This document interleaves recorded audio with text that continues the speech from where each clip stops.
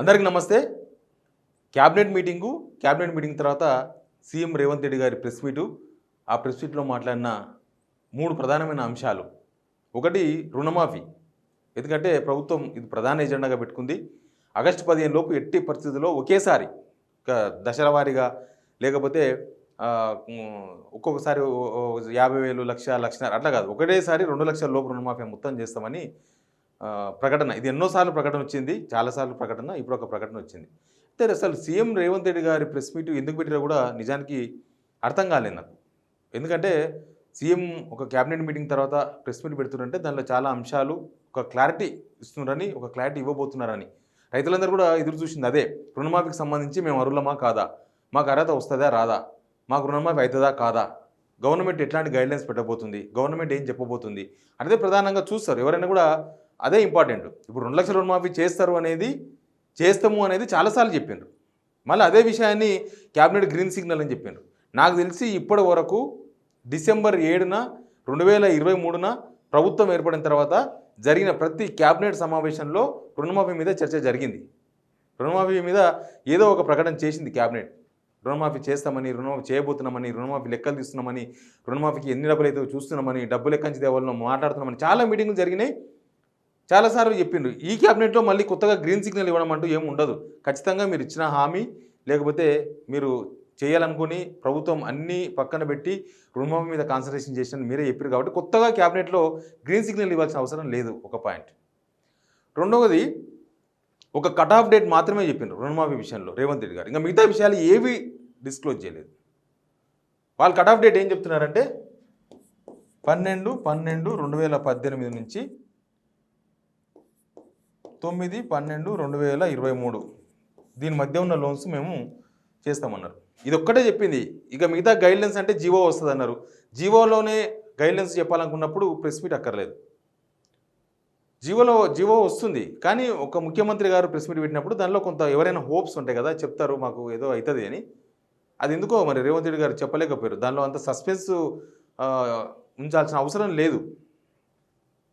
అంత క్యాబినెట్ అంతమంది మంత్రులు కూర్చొని మాట్లాడుకొని గ్రీన్ సిగ్నల్ ఇచ్చి ఇంకేదో చేసి ఆల్రెడీ మేము గైడ్లైన్స్ మీద కూడా మాట్లాడామని చెప్పిన తర్వాత ఆ గైడ్లైన్స్ బయటకు చెప్పకపోవడం అనేది కొంత నిరుత్సాహపరిచింది.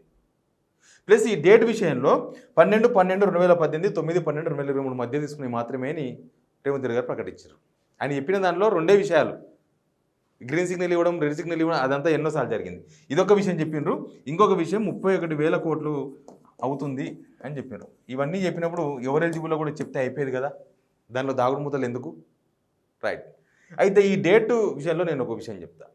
12/12/2018, 9 ఈ మధ్యకాలంలో చేసిన రుణాలు మాత్రమే మేము మాఫీ చేయబోతున్నామని చెప్పిండ్రు. దానిలో ఎంతమంది రైతులు వస్తారనే విషయం కూడా క్లారిటీ ఇవ్వలేదు. మరి దీనికన్నా ముందు గత గవర్నమెంటు 99,000 వరకు మాఫీ చేసింది. ₹1,00,000 మిగిలిపోయింది. ₹1,00,000 కాలే గత గవర్నమెంట్లో. లాస్ట్ మూమెంట్లో 99,000 వరకు అయింది. అయితే రేవంత్ రెడ్డి గారు ఏం చెప్తారంటే 28,000 కోట్లు 28,000 కోట్లు 28,000 కోట్లు 2 దఫాలుగా అప్పుడు ముఖ్యమంత్రిగా ఉన్న కేసీఆర్ గవర్నమెంట్ 2 సార్లు, ఒకసారి 16,000 కోట్లు, ఒకసారి 12,000 కోట్లు చేసినని చెప్పాను. ఇది చెప్పిన రేవంత్ రెడ్డి గారు ఇక్కడ మిగిలిపోయిన లోన్లు ఎంత అనేది కూడా చెప్తే బాగుండే. ఇక్కడ 99,000 వరకు చేశారు కదా, ఇంతమందికి ఇంత అయింది కదా, ఇందులో మిగిలిపోయిన రైతులు ఎంతమంది, ఆ పైకం ఎంత అని చెప్తే చాలా క్లియర్గా ఉంటుండే. ఎందుకంటే మరి మీరు అంతకన్నా ముందు ఈ మిగిలిపోయిన లోన్లు చేస్తలేరు, అందుకే చెప్పలేదా? అంతకుముందు వీళ్ళు ₹1,00,000 రుణమాఫీ పేరుతో 99,000 రుణమాఫీ చేసినప్పుడు ఇంట్రెస్ట్లు అట్లాంటివి చాలా మిగిలిపోయినాయి. చాలామందికి ఆ ఇంట్రెస్ట్ అట్లే ఉన్నాయి. ₹1,00,000 లోన్తో పాటు చిన్న లోన్ 40,000 లోన్లో కూడా ఇంట్రెస్ట్ వచ్చింది. అప్పుడు ఆ ఇంట్రెస్ట్ మిగిలిపోయింది. ఆ ఇంట్రెస్ట్ కట్టలే గత గవర్నమెంట్. మరి ఈ లెక్క చెప్పిన ఈ 28,000 కోట్లు కేసీఆర్ గవర్నమెంట్ చేసినప్పుడు అసలు ఎంతమందికి కేసీఆర్ గవర్నమెంట్ చేయలేదు, అప్పుడు మిగిలిపోయిన వాళ్ళు ఎంత, దానికి ఎన్ని డబ్బులు ఖర్చు అవుతాయని కూడా చెప్తే బాగుంది. అది చెప్తే ఏమవుతుందంటే ఈ కట్ ఆఫ్ డేట్కు వాల్యూ ఉండదు. అందుకని చెప్పాలి. ఎందుకంటే అది మళ్ళీ వాళ్ళే పే చేయాల్సి వస్తుంది. మరి వాళ్ళు ఇప్పుడు మిగిలిపోయినట్టే, ఆ రైతులకు కాదు. ఇంకా మీరు గవర్నమెంటు పార్టీలు మారొచ్చు, కానీ గవర్నమెంట్ ఎప్పుడూ ఉంటుంది కదా. గవర్నమెంట్ ఎప్పుడూ ఉంటుంది. కేసీఆర్ గవర్నమెంట్ ఉన్నది, రేవంత్ రెడ్డి గవర్నమెంట్ వస్తుంది, రేపు ఇంకో గవర్నమెంట్ రావచ్చు, ఏమైనా జరగవచ్చు. Government continue process. కానీ మరి అక్కడ మిగిలిపోయిన వాళ్ళ గురించి చెప్తే బాగుండేది అనేది ఒక ఒపీనియన్. నాకు చాలామంది రైతులు నాకు మెసేజ్ పెట్టినారు. నాకు మరి అంతకుముందు కథ ఏంది మాదని. ఆ విషయం మీద ఎక్కడ క్లారిటీ చెప్పలేదు. ఇక్కడ ఈడికొచ్చే వరకు అసలు ప్రధానమంత్రి కిసాన్ అసలు దీనిలో ఎలిజిబుల్ ఎవరు? మీరు ఆల్రెడీ డిస్కస్ చేసినప్పుడు, మీరంత పెద్ద మనిషి ప్రెస్ మీట్ పెట్టినప్పుడు దానికి ఎలిజిబిలిటీ ఎవరు, ఎవరు వస్తారు, ఎవరు రారు కూడా చెప్పాల్సిన అవసరం ఉండే. చెప్పలేకపోయారు.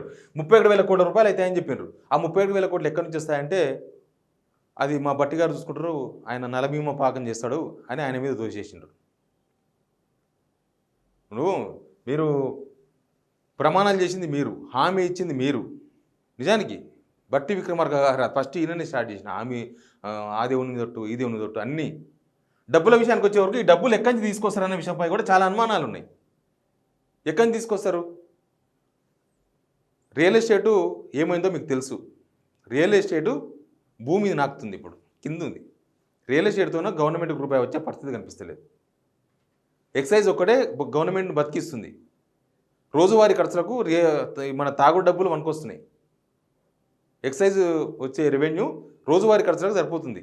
శాలరీస్కు దానికి దీనికి అల్లికి అల్లి పూజ అని అంటారు కదా, అట్లా అయిపోయింది అది. ఈ డబ్బులు ఎక్కడి నుంచి తీసుకొస్తారనేదే అనుమానం కదా. అసలు ఈ డబ్బులు ఎక్కడి నుంచి తీసుకొస్తారో ఎందుకు చెప్పలేదో తెలియదు. ఇవన్నీ చెప్పకుండా ప్రెస్ మీట్ ఎందుకు పెట్టారో తెలియదు. ఇక దీనిలో ఒక లెక్క ఉంది. 2 లక్షల వరకు రుణమాఫీ అంటే ఒక 1 లక్ష తీసుకుండొచ్చు లోను. లక్షకు 20,000 25,000 ఇంట్రెస్ట్ ఉంటుంది. 1,00,000 + 25,000 1,25,000 మొత్తం 2 లక్షల లోపు అవుతుంది. వాళ్ళందరికీ చేస్తారా?